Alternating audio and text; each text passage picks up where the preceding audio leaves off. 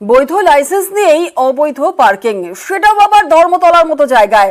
পুরো আইনকে বুড়ো আঙুলে দেখিয়ে রমরমিয়ে বেআইনি কারবার চলছে ধর্মতলায়। ক্যামেরা দেখেই চম্পট পার্কিং সংস্থার কর্মীর। নিউজ 18 বাংলার এক্সক্লুসিভ।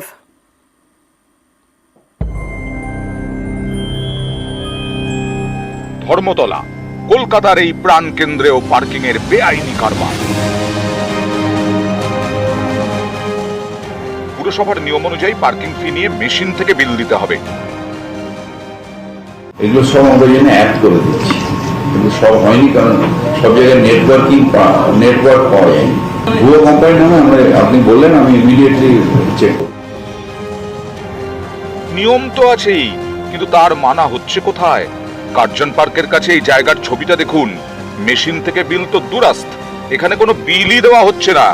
এই পার্কিং ফি আদায় করছে পুরসভার লাইসেন্স প্রাপ্ত সংস্থা একে জেমস, কিন্তু পুরো আইন তারা মানছে না। আপনি কি রেগুলার এখানে গাড়ি রাখেন? না, আমি আজকে এসেছি। কোনো কাগজ দিল আপনাকে? স্লিপ দিল? স্লিপ না। শুধু বিল ছাড়া ফি আদায় নয়, বিভিন্ন সময়ে পার্কিং ফি বদলেও যায়। প্রতি ঘন্টায় 10 টাকার পার্কিং ফি মাঝে মধ্যে কয়েক গুণ বেড়ে যায়। ইচ্ছে মতো নেওয়া হয় টাকা। কত টাকা নেয়?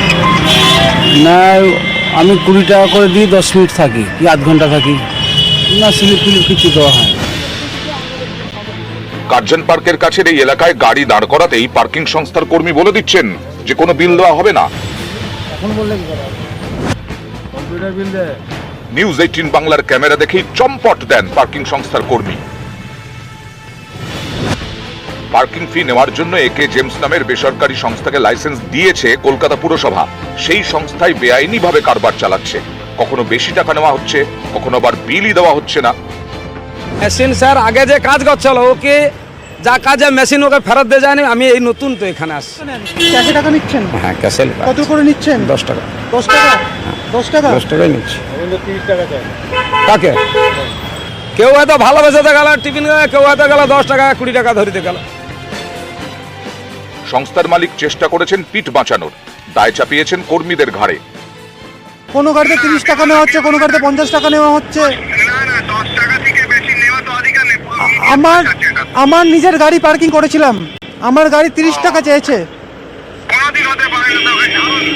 আমার ড্রাইভারের সঙ্গে কথা বলুন, সাবির দা কত টাকা চেয়েছে? 30 টাকা চেয়েছে। পার্কিং ফি নিয়ে কেন বিল দেওয়া হচ্ছে না, এ নিয়ে কর্মীদের সুরেই সুর মেলালেন মালিক।